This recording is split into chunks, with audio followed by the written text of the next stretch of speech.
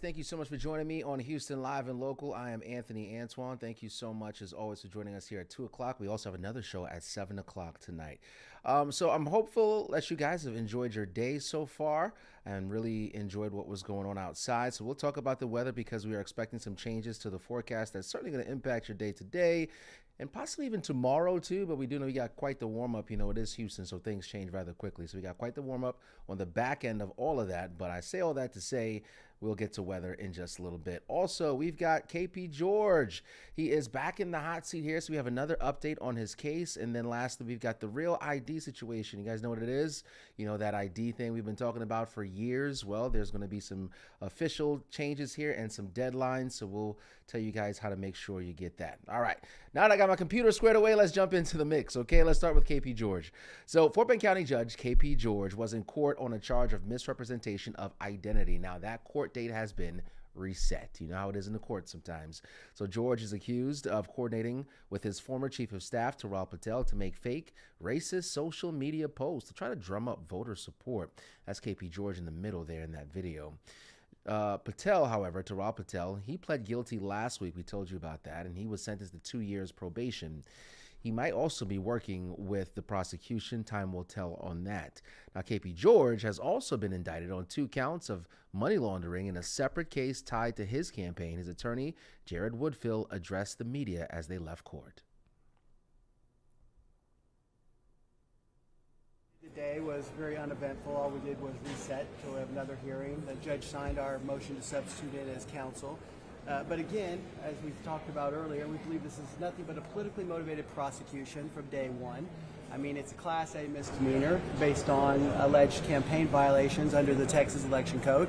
As we've talked about in the past, we believe that the DA's office made a huge mistake by not exhausting their administrative remedies through the Texas Ethics Commission. We think the law is very clear. The Court of Criminal Appeals has already addressed this and said before indicting, you have to first go through the TEC. You're allowed your due process rights under the Texas Ethics Commission. And typically when that happens, there's a resolution. And after that resolution, it can involve a fine, it can involve just being dismissed, or it could be referral for prosecution. None of that happened here. He was denied those due process rights in an effort to rush to judgment, in an effort to get the big headline and say that the judge had been indicted in an effort to impact what we believe is an election, a politically motivated election. That's what occurred. So that case is on appeal right now, the Court of Appeals. It's in the Houston Court of Appeals right now. We are waiting for the DA's office to file their responsive brief. As you probably are well aware, the district attorney himself has a couple of campaign violations, which are Class B misdemeanors. He's actually pled guilty to those, but this last time I checked, he wasn't prosecuting himself. So there is a dual system of justice here. There's one system of justice for the district attorney and his campaign, another system of justice for Judge George. And so, you know, every citizen of Fort Bend County should be concerned about that. When a district attorney can violate the Texas Election Code and not prosecute himself or even have it referred for prosecution and commit a Class B misdemeanor for making mistakes on his campaign finance report, failing to disclose or report information required under the law. But when Judge George makes a mistake, well, he didn't make a mistake. Actually, Mr. Prasad made a mistake, and they try to bring Judge George in to this particular case. You know, suddenly his is front page news and DA Middleton's campaign violations are just swept under the rug and forgotten. That dual system of justice, that weaponization of the DA's office, that's something that has to stop. And we believe that the people will be outraged because this is all about politics. Everybody here knows that if this was John Q. Public and he was running for some office and they made a mistake on a campaign finance report, then nothing would happen. It would go through the TEC. He would have an opportunity to respond. They would work to find a resolution. Potentially it would go in front of the commissioners and be resolved that way. But that's the process you're supposed to employ if you're going to follow the law. Here, the DA's office has chosen not to follow the law. In a rush to judgment, in an effort to get the big headline, they bypassed the Texas Ethics Commission, which is the exclusive remedy prior to actually moving forward with the indictment. And had the TEC said, hey, we're going to work this out, we're going to resolve it, and there would have been an agreement in place, there likely would never have been a referral to prosecute, and the DA's office could not have prosecuted because the Texas Ethics Commission has exclusive jurisdiction, period. Terry? All right, passionate words there from the defense attorney representing KP George. All right, Border Patrol, they made a drug seizure at the Galveston cruise port, and it was a pretty sizable seizure as that. So officials say a tourist got to the port following a cruise to Mexico this past Sunday, and they were arrested with nearly 72 grams of heroin mixed with fentanyl and 96 grams of THC vape oil. You see the images there from the Galveston Police Department and Border Patrol down there in Galveston. Fox 26 photojournalist Darlene Janik-Fair spoke with Border Patrol representatives about this arrest. For cruise as a tourist, and we received some information, and we're able to pull him aside and search his bags, and brought him into custody and turned him over to the Galveston police. Was it during like baggage? Oh, they keep their baggage with them. So it was as he got off the ship? It was. Mm-hmm. Yep. Okay. So, did you release his name yet? We have not. Okay.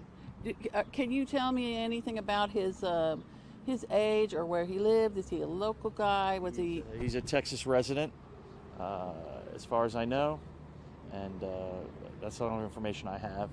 Galveston police can get you that. I think it's really important for people to understand how deadly fentanyl is. This is a big deal. We've gone to too many funerals. We've seen too many lives destroyed, too many communities destroyed. Addiction is just the plague that really. We have mental health crisis in this country. We have an addiction crisis. In some parts of the country, it's getting a little bit better. We've seen some of our overdose deaths dropping in the United States, but we're still losing far too many people to heroin, to fentanyl, to other dangerous drugs. And there's just been such a change in the drug market and drug manufacturing over the last 10 or 15 years. Drug abuse has become a game of Russian roulette. Again, that was Darlene Janik-Fair giving us the update there from Border Patrol officials on that drug bust there in Galveston at the port. All right, now we want to bring in one of our reporters, Abigail Dye, who's working on one of her stories here for tonight at 5 and 6 o'clock and 9, because we know we've got a lot of news. We got a lot of news all the time. Always on the air. All right, so tell us what you're working on today. All right, so back in 2023, it was the day before Christmas. Yeah. The day before Christmas Eve, rather, the 23rd, we did this story about a man who was beaten by two suspects. Really? He was an elderly Alzheimer's patient. I remember this. Yes. So this man, his last name's Florentino, he was trying to get into the wrong car because, of course, he was an Alzheimer's patient and got confused. As you can see, this is Trayvon Lockridge. He punches the man, he kicks him, he strikes him several times during this assault, and he was subsequently charged in that crime. And we interviewed the daughter of this victim. You can see just how brutal that is. It's hard to watch, it really is. We interviewed the daughter of this victim. I mean, this poor man had so many medical issues after this happened. And so I was looking back through this case, trying to get an update on it, just seeing how things went. Trayvon Lockridge is the man that you saw in the red there, assaulting the victim. And records show that in 2024, his bond was reduced from $50,000 down to $20,000. Records don't indicate why, but after his bond was reduced, he ended up bonding out. And he has been out of custody ever since. And so now that I'm sitting here and looking through records, I just got into the station, so bear with me. Talk about it, yeah. But now that I'm looking through records, he has another aggravated assault charge that was filed on him while he was out on bond. And this aggravated assault seems to have happened on the 10th of this month. And it's an aggravated assault with a deadly weapon. And it says here that it happened on 790 West Little York, and that the complainant said that they were walking with a friend when they witnessed someone getting shot. And the complainant asked the person why they were doing what they were doing. Suspect walked away and fired 2 more shots. So it seems like this suspect is involved in a shooting that happened earlier this month, on top of this assault that he is still under a legal process for. So he bonded out last year, has been out on that bond since, and is now charged in a new shooting. Yeah, so I know we have stories like these, breaking bond with, Randy that he does. This is just pretty much like a testament to those types of stories that he's been doing too. Now, are you going to try to reach out to like Andy Kahn, and what's the process? Kind of give a viewer a little bit of insight into what this will look like for your day. Yeah, so when we find something like this, we reach out to the people that we know behind the scenes and how the court system works. And of course, Andy Kahn is one of those people. And then I'll also reach out to the family, see how the victim is doing, see how he's been recovering since this attack. And my next steps from there would be to talk to the suspect's defense attorney, ask how that bond got lowered, why it got lowered. Also talk to the DA about that, where they are in this process, because it seems like this case has been reset time and time again. And I also, I have a proclivity to want to knock on people's doors and see what they have to say for themselves. So there is a possibility that we try to swing out and talk to the suspect about what he has to say about this. But I have a feeling that he might not be home since he is a wanted fugitive. These are charges that were filed on the 11th of this month, and he is still not in custody. All right, Abigail Dye, thank you so much for that. Be careful out there, of course. Safety, #1 priority. But again, you'll have that story from her later tonight. So make sure you guys stay connected. Thank you so much. I do believe now that we've got a press conference taking place right now from Congressman Al Green. He's going to address an issue here. Someone apparently, he says a colleague called him boy and referred to him in some very difficult ways. So let's listen to this press conference and hear what he has to say. Across the aisle wanted to prevent my voice from being heard. So in an effort to mute me, they got very loud. So I spoke again, and then I mentioned Social Security, and I mentioned Medicare. They got louder. Eventually, I was evicted. My cane is always with me, and there are some who believe that this cane has a weapon in it. I'm almost reluctant to say that it doesn't, to be quite honest. Because there is some degree of safety in knowing that people might not bother to say some things or do some things that are ugly if they think that I may be armed. But Bishop Dixon, I want you to know this. I believe in the 23rd Psalm, and I believe in that part that says, yea, though I walk through the valley of the shadow of death, I will fear no evil, because my rod and my staff, they comfort me. This is my comforter. It helps me in the event that I need help when I am overwhelmed by someone, and I get many threats all the time, and I cannot have the police with me all the time. I get threats, and I need to make sure that these threats are properly met. If I don't have the police with me, then I'm going to have to defend myself. This is lawful. There is nothing unlawful about this cane.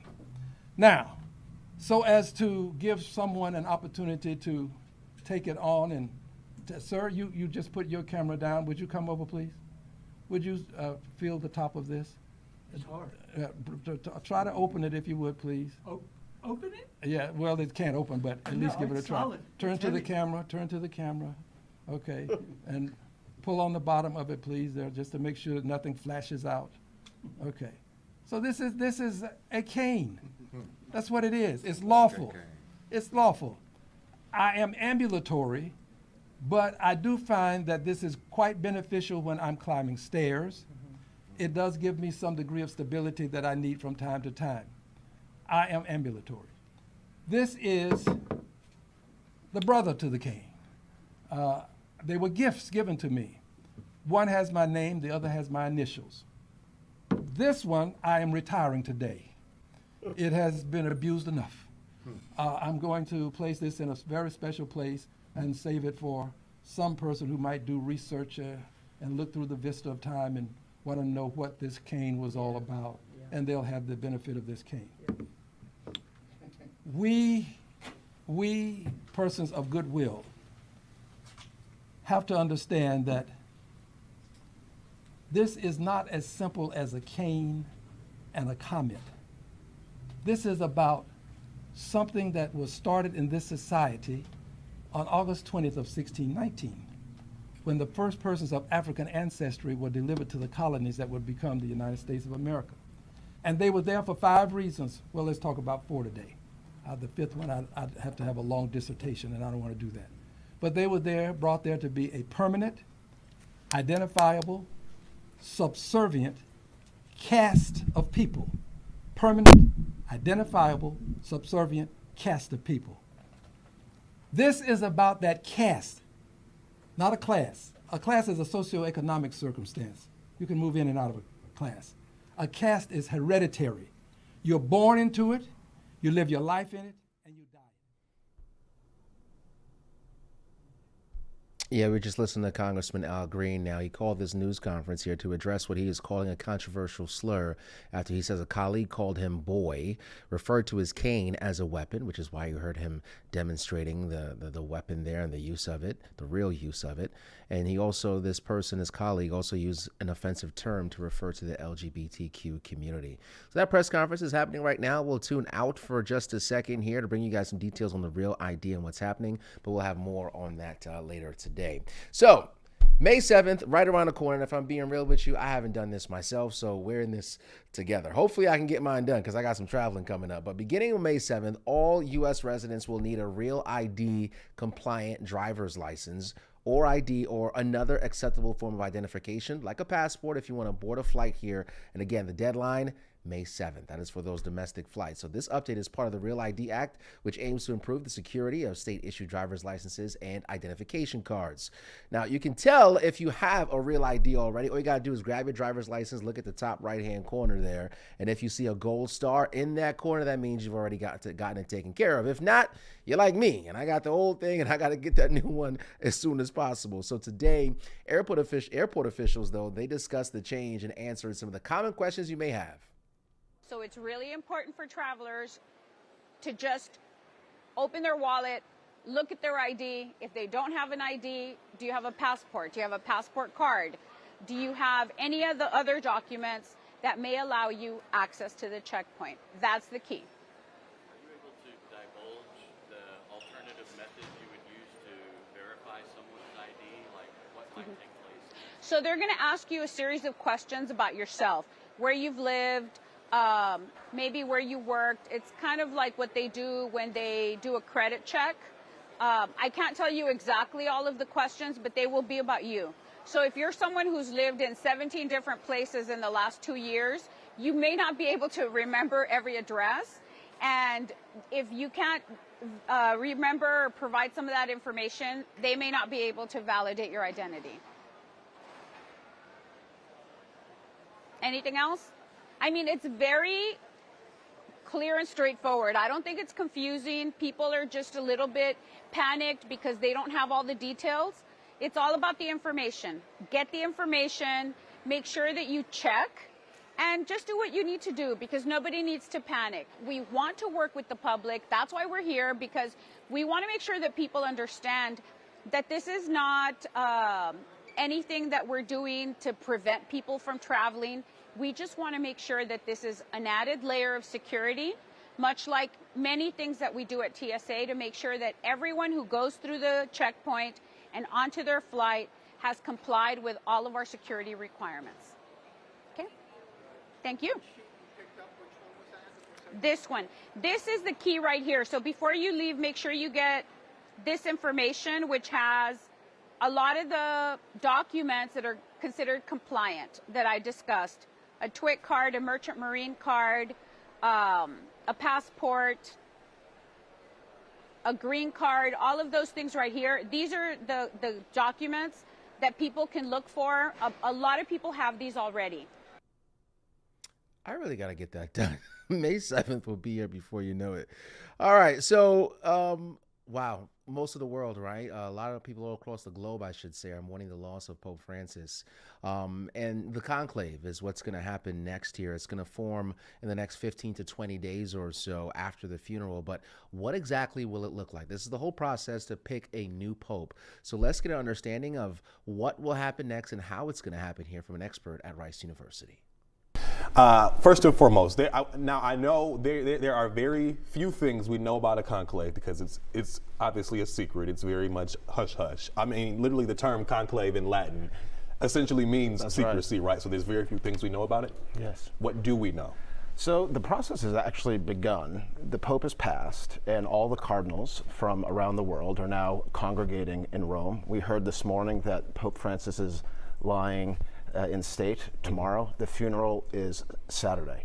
This actually begins the process because as the cardinals are here, they're engaging in what we call the general congregation. So they're having meetings, they're politicking as we discussed yesterday.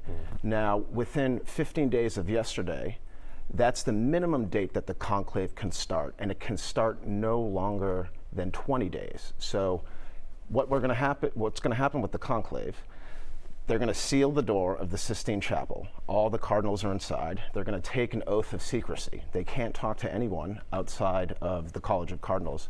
And they do secret ballots. They actually write their candidate down on a piece of paper, and the dean of the College of Cardinals asks them all to go up and place their vote in a box.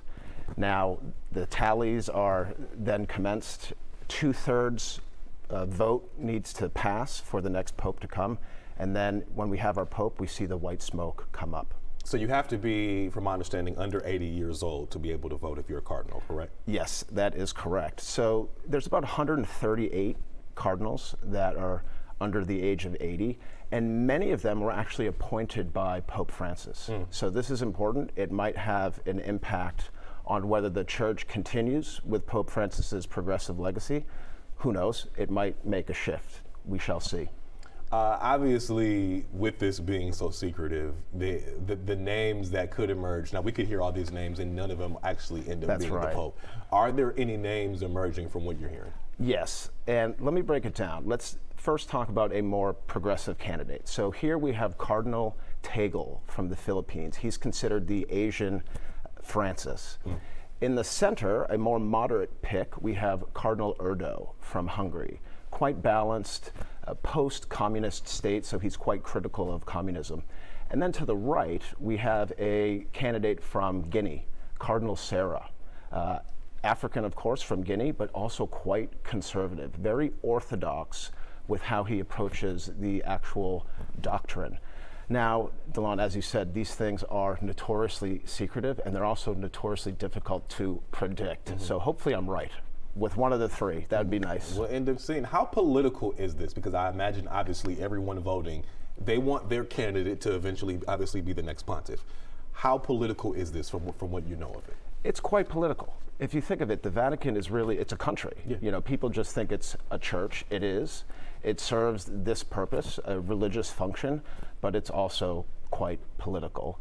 And they're going to do what politicians around the world do. They're going to deliberate. It might get a little rough and a little tough and a little nasty at times, but that's it. It's a big deal. It's the Catholic Church. Yeah, predicting the future of the papacy obviously is pretty difficult. In your eyes, we were talking about this yesterday, someone potentially a bit more progressive, it's still unclear if this is where the church will go from here. It's unclear. It's going to be quite interesting, especially because we're seeing the numbers of Catholics, especially in this country, rise, especially among the youth. So is the church going to think about the youth, its future? What can we do to build that up? Or are they going to kind of put a check on it, kind of halt it, bring it back a little bit, make it a little bit more conservative? We shall see. All right.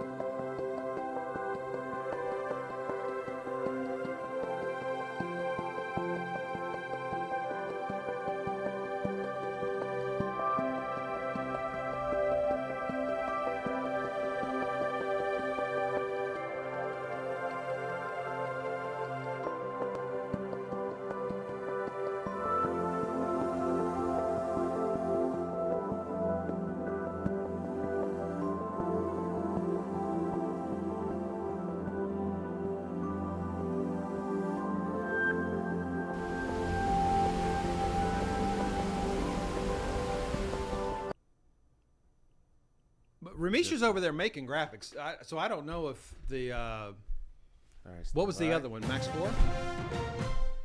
All right, this is dangerous.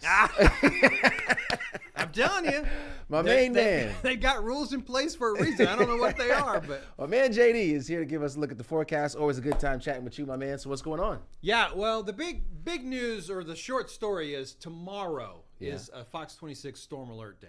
Now, I want to preface by saying we can have rain today, maybe even a storm or two today. Okay.